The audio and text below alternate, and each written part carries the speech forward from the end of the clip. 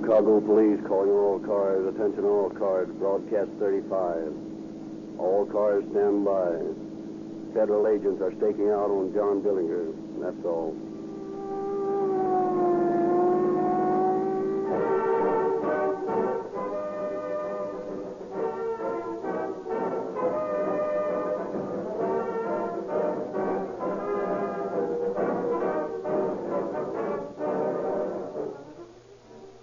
Here's a message for the motorist who does not feel that his car is performing as well as it should.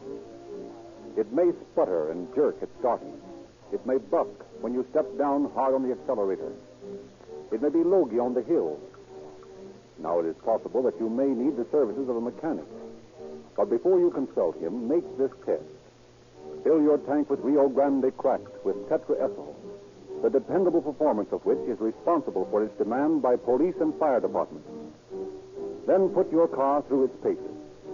You may be surprised to find out that the fault has been the gasoline you've been using and not the mechanical condition of your car. Rio Grande Cracked will bring out the best in your car. If it will not perform with Rio Grande Cracked, we suggest that you take it at once to a reputable mechanic. But make the above test first. You may save money and also discover the qualities of Rio Grande Cracked gasoline. This time of year, you should be particularly careful about lubrication. Bearings and other moving parts are expensive, and it requires dependable oil to protect them. Be certain by using either Sinclair, Pennsylvania, or Sinclair Opaline motor oil.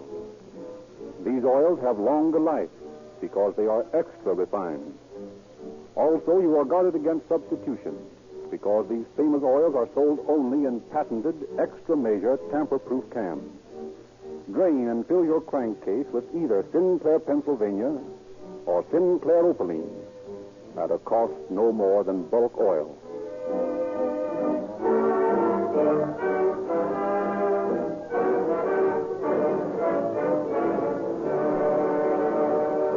And now, Chief James E. Davis of the Los Angeles Police Department has a message for you. Good evening, Chief Davis. Good evening, friends. Just 4 months ago, it was my privilege to bring to you from Tucson, our sister city of the Southwest, a dramatization of the excellent police work of Chief Wallard and his men in capturing the Dillinger gang. On that occasion, I remarked that the next time Dillinger met an officer of the law, that officer might shoot first and talk afterwards. That is exactly what happened in Chicago just 72 hours ago at this time. Tonight, I wish to express not only for myself and my brother officers, but for the people of the Southwest, our admiration and gratitude to the police officers and federal investigators under Melvin Purvis, who Sunday night rid the nation of its public enemy number one. And in this radio recreation of the Dillinger saga, to salute every peace officer who risked his life in the long battle to crush the Dillinger mob.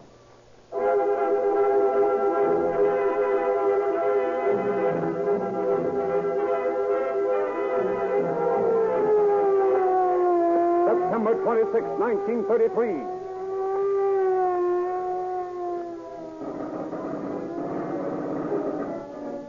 Under a hail of machine gun bullets, Charles Makeley, Harry Pierpont, and Russell Clark, accompanied by 7 other convicts, successfully escaped from the Indiana State Penitentiary.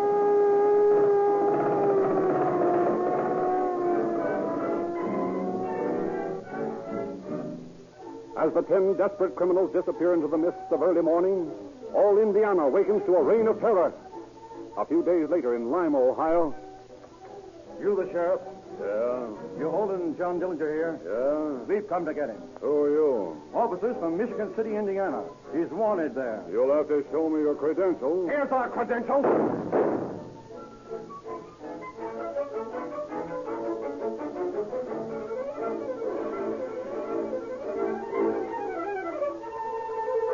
Terror spreads throughout the Middle West. Hysterical fear mounts. Not since the days when Jesse James rode the prairies have respectable citizens lived in mortal dread of ruthless outlaws. Dillinger is loose. Indianapolis, $21,000 taken from the Massachusetts Avenue Bank. New Carlisle, Ohio. Bandits take $53,000 from New Carlisle Bank in daring daylight robbery. Carroll, Pennsylvania. Hold up a Faro Bank. Lost $24,000. Daleville, Indiana. Hold up and lost $3,500. Mount Pelier, Indiana. $12,000 fall from the Mount Pelier Bank. Racine, Wisconsin. Hold up of the American Bank and Trust Company. Lost $27,000. Greencastle, Indiana. $74,000 bank robbery.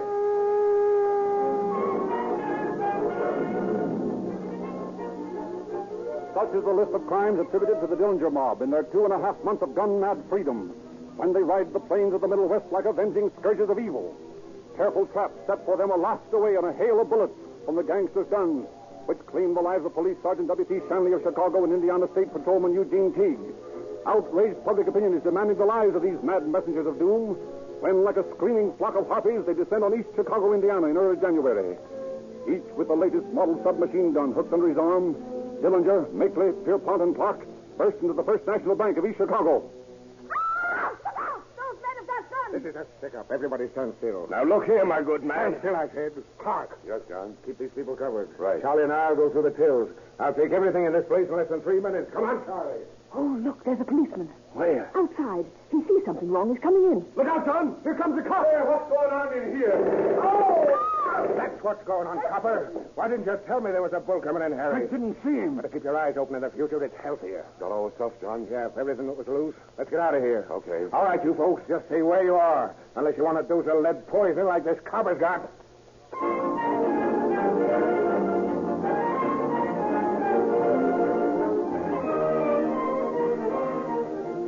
With 3 policemen murders to the mob's credit, federal officers combined forces of local and state police. Roads are blocked. The militia is turned out. Society prepares to do battle against its enemies. But as suddenly as it began, the reign of terror ends. Peace once more descends on the Middle West. The shattered nerves of farmer, merchant, and banker gradually return to normal. Dillinger seems to have disappeared from the face of the earth.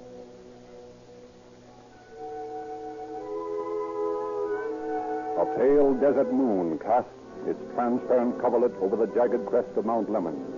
From a sandy wash, a coyote howls at the silent squall that broods above him, thrusting its spiny arms toward the star-speckled velvet dome overhead. Across this scene of beautiful desolation comes a discordant note, a tinny popular song, played by a 3-piece orchestra in a desert roadhouse. The place is a few miles from Tucson, Arizona.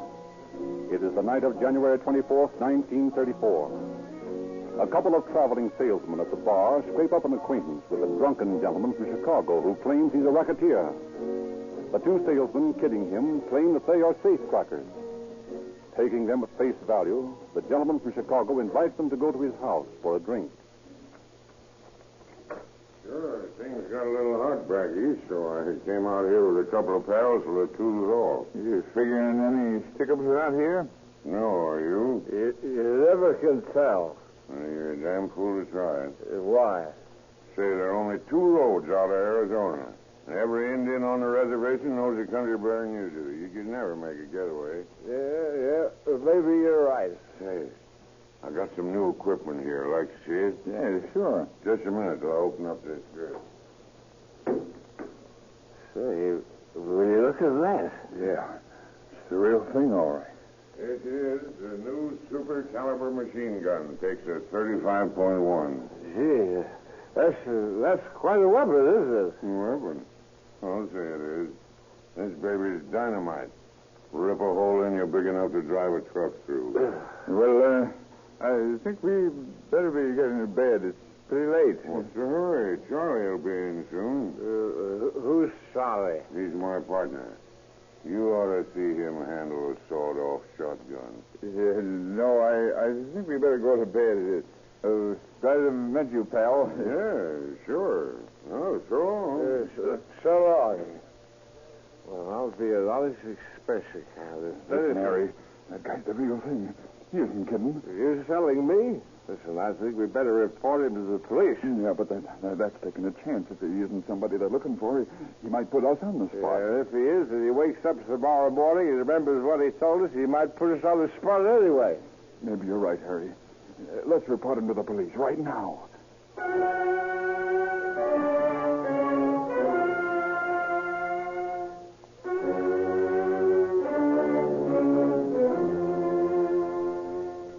Chief Wallard of the Tucson Police Force recognizes the frightened salesman's description of the loquacious gunman as Clark, a member of the Dillinger gang, and immediately sends officers J. Smith and Dallas Ford to stake out his house on 2nd Avenue. After a little wait, a man leaves the house, is arrested, brought into the chief's office, and identified as Charlie Makeley. Realizing now for certain that he's on the trail of the Dillinger mob, Chief Wallard sends officers Ford, Sherman, and Iman to watch for several hours, parked near the house, and no one appears. Then Sherman resolves on a bold plan and approaches the house.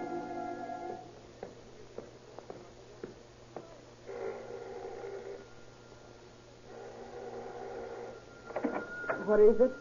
Does Mr. Clark live here? Yes. Well, I got a special delivery letter for him. Well, give it to me. I'll give it to No, him. I'm sorry. I'll have to deliver it to him myself in person. Well, you can't. Don't close that door on me. So get your foot out of there. Open up there. Come on, boys. It's a bull. Keep those other guys out. I'll take care of him. Look out, Frank. He's got a gun. Yeah, well, I got it by the hammer. He can't use it. Slam the door, then. Come on, break the door in. I didn't know you were making such a big guy, did you, Copper? I'll finish you off as soon as I can get over to the bed where I left that gat. Hold it, Jeff. I'm coming now, you... thanks, Dallas. I guess that pistol whipping will keep him quiet for a while. Oh, you killed him. You killed him. Well, I'm afraid not, lady. He's just sleeping for a while. But you nearly took my finger off when you slammed that door on it. Oh, we got taken your head off. Oh, now that's no way to talk, sister, because it won't do you a bit of good. You're coming along to the station with us just the same.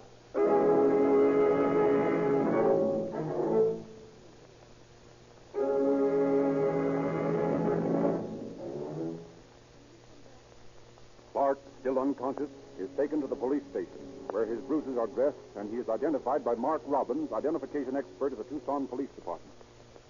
Shortly afterwards, motorcycle patrolman Earl Nolan picks up Pierpont as he's leaving a tourist camp. The stakeout is resumed on the 2nd Avenue house. In the early evening, just as the dusk is deepening into night, a car pulls up across the street from the house and a man gets out. Detective Heron is 5 steps behind Dillinger when the bandit stops in his tracks at the sight of blood, which had fallen on the porch steps when Clark was taken out. Heron steps up to him as Dillinger wheels around, hands in his coat pocket. Put up your hands, Dillinger. What is this? A stick-up? No, it's an arrest. Put him up. I'm pulling the trigger. Arrest? What for? What's the charge? Fugitive from justice will do for the time being. Walker, Mulaney, cover that dame in the car over there. No, you don't, Dillinger. Feel that in your ribs? Now, don't get fancy. I'll let you have it. Now, if you don't mind, I'll relieve you of your gun. Two, man. One on either side. And now, if you'll lower your hand... All right. Come on. Cut out the politeness. Put the bracers on and let's get down to your lousy jail. I won't be there long anyway. There ain't a jail in this country strong enough to hold me.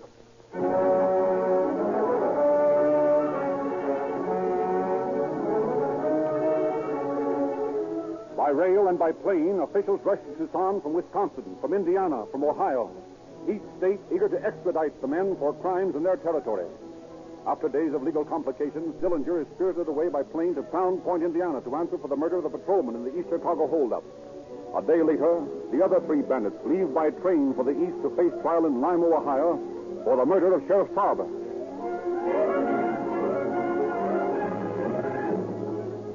Ohio Justice is swift.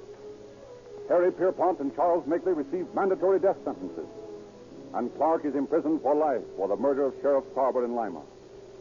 But in the Lake County Jail at Crown Point, Indiana, John Dillinger's mind is occupied with other matters than answering to the bar of justice. His strange activities arouse the curiosity of Herbert Youngblood, his Negro cellmate. Mr. John, what you all been whittling away at? You know, for a man what's got a murder rap waiting for, you all is the most unconcerned white man that I ever done see. Well, Herb, I'll tell you. Maybe I'll keep it a secret. Sure thing. I keep the secret good. Well, you're sure better. Sure I will. Now, what is it, sir? This thing I'm whittling at is a key to the jailhouse. A key to the jailhouse? Say, what you all talking about? Looks like a dumb gun to me. We're both right, Herb. It's a dummin', and it's my ticket out of this hick jail. What do you all mean? I mean that after I get this thing whittled with these razor blades, I blacken it with shoe polish. Stick the blades on this full chamber, and the guard will think it's a real gat. Yeah, but that's an awful chance for you to take, Mr. Jones. Better than the chair, ain't it? Well, I suppose it is. I'll only need it until I get the guns in the sheriff's office. Say, Herb, I might want a partner. How about it? You all mean you won't take me with you? Sure, if you got the guts. Why, sure, I've got the guts, Mr. Jones. Okay, Herb, now here's the idea. We'll wait until the guard brings us our chow.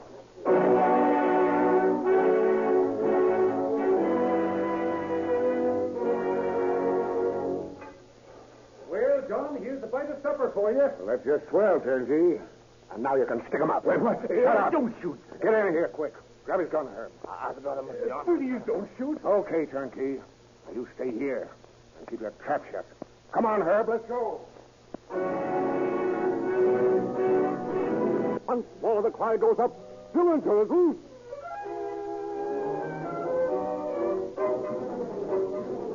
But Dillinger eludes the dragnet that extends across 4 states. Officials declare that Dillinger will be shot on sight if he sticks his head inside Chicago. And the next day, Sheriff Polly's abandoned car is found on the Chicago side street. In the Lima, Ohio jail, Clark, Makeley, and Pierpont sit up all night, awaiting their delivery at the hands of their pal John. Earl Sarber, the murdered sheriff's son, strips them to their underwear, throws floodlights on the jail, and dares Dillinger to come and get his friend.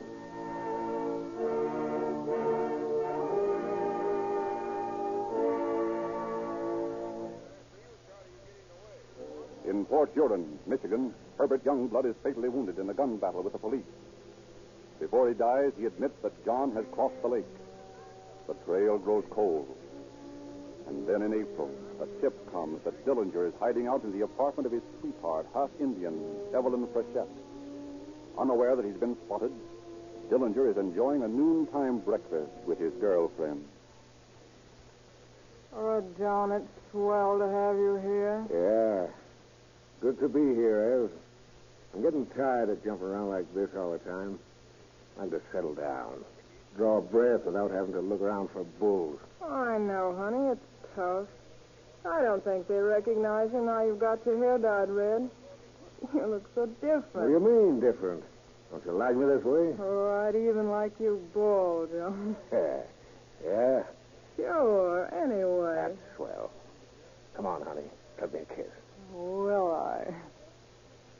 Oh, babe, you got it. Hey, what's that? What? I heard guys on the stairs. Wait until I look out the window. Mr. Bull. Hey, what is it? What do you mean, John? If I thought you'd spill anything... Oh, what do you take me for, John? A fink? Okay, but if I ever find out you tipped Oh, me off... honey, you ought to know better. Okay. Now listen. I gotta get out of here.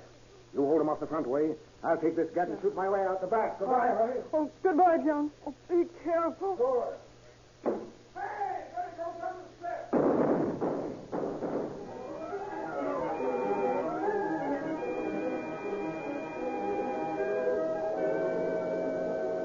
And Dillinger once more eludes the law. His sweetheart, Evelyn Frechette, is arrested and sentenced to 2 years in prison for harboring a criminal. But Dillinger, wounded, escapes.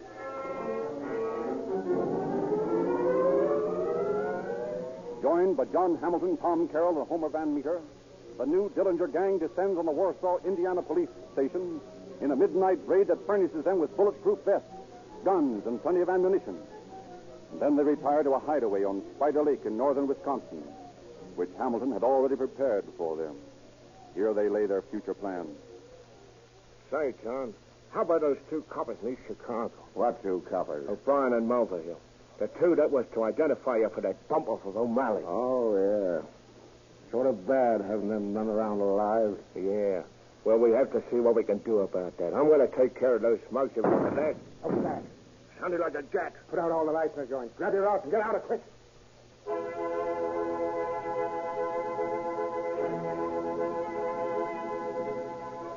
With the lights in the lake resort suddenly off, the confused federal agents who had fired at the car which refused to halt plunge into the underbrush after the fleeing figures of the Dillinger mob. Willis Baum, one of the federal men, trails 3 of the fugitives to a neighboring house.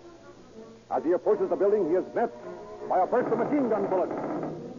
And the life of another peace officer is added to the mounting toll of murders attributed to the Dillinger mob.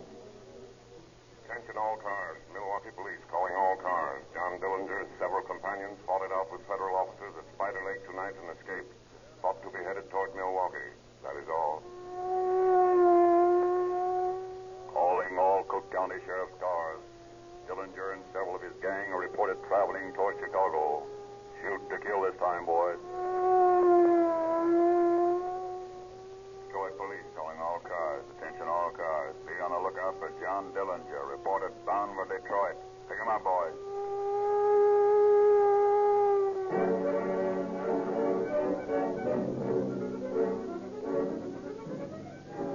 But the slippery Dillinger gang evades the law again and leaves only a grisly memento of their passing on the outskirts of East Chicago. When the bullet-riddled bodies of Officers O'Brien and Mulvihill, the state's star witnesses against Dillinger, are discovered early on the morning of May 24th.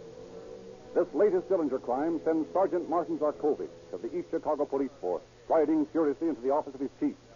Yes, Sergeant, what is it? Chief, O'Malley was my partner. Yes, I know that, Sergeant. And O'Brien and Mulvihill were two of my best friends. Yes? Now they're all dead, bumped off by Dillinger. So we think? And I'm convinced that he did it, and I want to even things up. What do you propose? I propose to go after Dillinger myself. That's a pretty big job, Sergeant. I know it, Chief. But I want you to let me go about it my own way, and I know I can get that guy. All right, Martin. I believe in you. Go to it.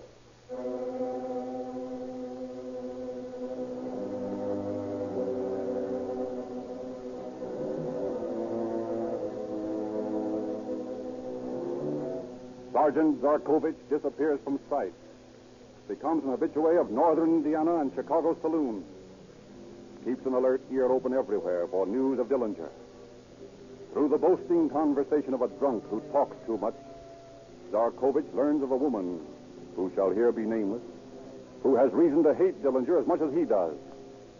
He manages to make her acquaintance, and finally to gain her confidence. Sure, I hate John. Why shouldn't I hate him? Why, if he hadn't talked Tony into joining up with him, Tony'd be alive and in my arms right now. Yeah, but I can't understand. You're seeing John all the time. Sure I am. I see him. I kid him alone. And all the time I'm wanting to cut his throat. Well, why don't you? Because I guess I'm afraid of him. Those eyes of his. Well, they look at me and they seem to tell me that they'll haunt me forever if I do anything to him. Maybe his eyes wouldn't haunt you, but some of his boys might. Oh, I ain't afraid of myself. I don't care what happens to me. Of course, there's another way to do it. Yeah? How? Well, the person that turns him over to the bulls gets 15 grand. What do you think I am, a stool pigeon? No, I didn't say that. I just pointed out that 15 grand side of it. Now, look at it this way. You hate him. You want him out of the way. Well, if you bump him off, they'll try you for murder. That is, if the boys don't get you first. But if you turn him in, you'll have the protection of the bulls and enough dough to travel for a long time. Yeah, but that'd make me a stool pigeon. Well, what of it? That guy ought to be out of the way. Everyone knows that. I'll tell you this. If I knew where he was, I'd turn him in. Well, maybe you're right. Sure, I'm right. And now I'll tell you. You give the dope to me, and I'll see that everything's handled so you'll be protected.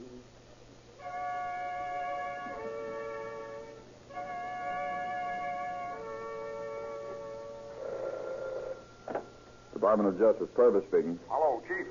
Look, this is hot, and it's straight. Dillinger is going to the Biograph Theater on the north side tonight to see Manhattan Melodrama. You're sure of that? Absolutely. He goes there almost every night. Okay, and thanks.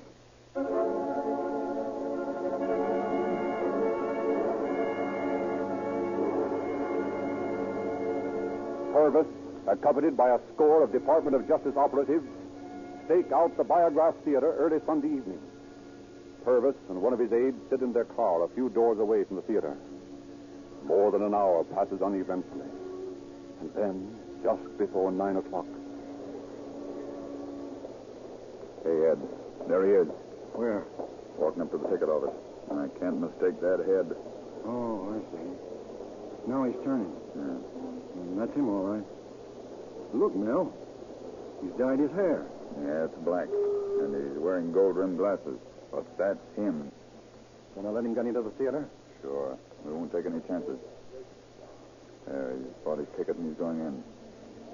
Keep your eye on the exit, Ed. I'm going to give the boys the final orders. Okay, Chief.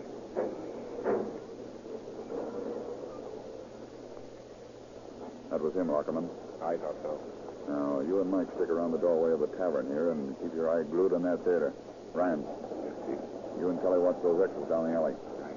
He'll probably be in there a couple of hours, but he might get suspicious and try to get out the back door. And get this straight.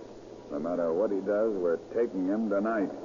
Try to get him alive, but if you can't, get him dead.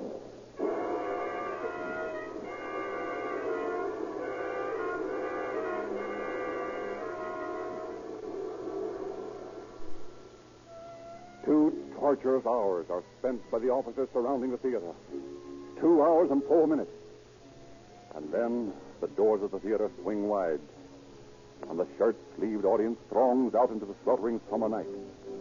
Dillinger saunters onto the sidewalk, accompanied, so some reports say, by a young woman clad in red. Purvis closes in behind him. As Dillinger crosses an alley, Purvis waves his hand. 5 officers close in. Suspicious? Dillinger reaches for his pocket.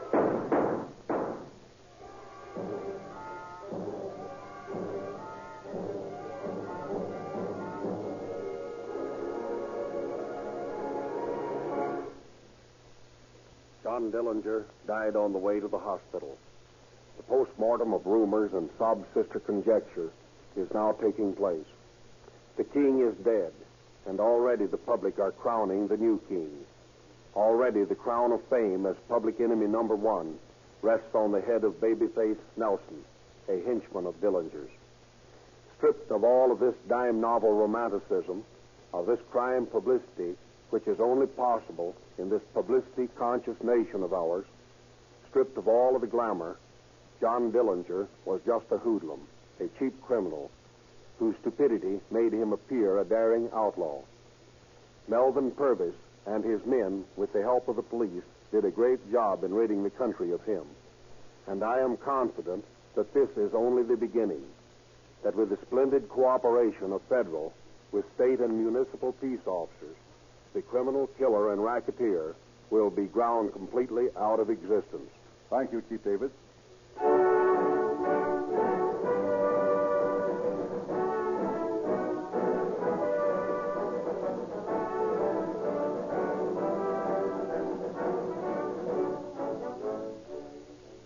When you see a fire engine roaring down the street, sirens shrieking, or a police car cruising grimly along the highway, doesn't it give you a thrill? And doesn't it give you a feeling of security to know that this vigilance is kept up 24 hours per day for no other reason than to protect your life and property and the lives and property of your fellow citizens? For jobs like these, the equipment must be kept in perfect mechanical condition, and no motor is dependable without positive lubrication. Sinclair Oils have a national reputation as a dependable lubricant. The Army, with all its trucks, tractors, and passenger cars, depend on Sinclair Oil. The Navy annually renew its contracts with Sinclair for fine oils for its wide variety of equipment. 150 airlines, airports, and aircraft manufacturers make Sinclair Oils their standard. Now, ladies and gentlemen, you may have Sinclair Opaline, a premium motor oil in sealed cans at the low price of 25 cents per quart. The Army and the Navy depend on Sinclair lubrication. Is there a better guide for your judgment? By the way, Rio Grande has prepared for your information a complete list of forthcoming cases to be broadcast on Calling All Cars. Drive into your neighborhood Rio Grande service station tomorrow and ask for the Rio Grande radio log. It's free.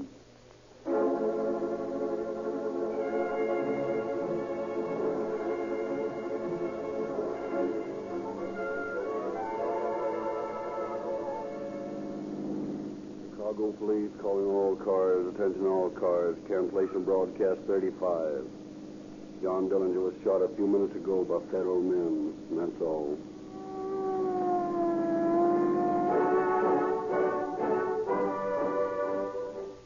Tonight's special broadcast of Calling All Cars was written and produced by William N. Robeson.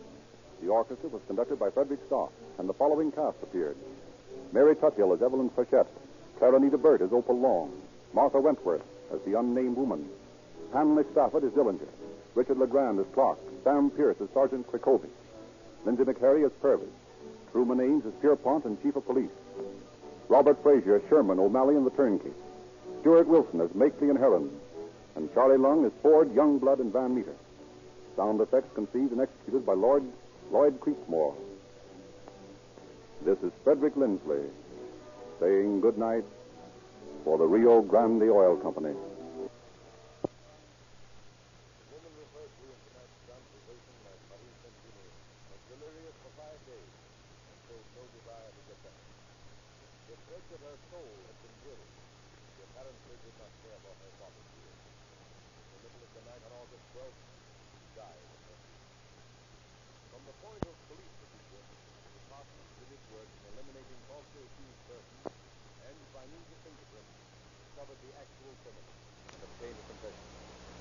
Whether Marie was doubly guilty in taking her own life after taking that of another is a problem for a higher judge than there is on earth to decide.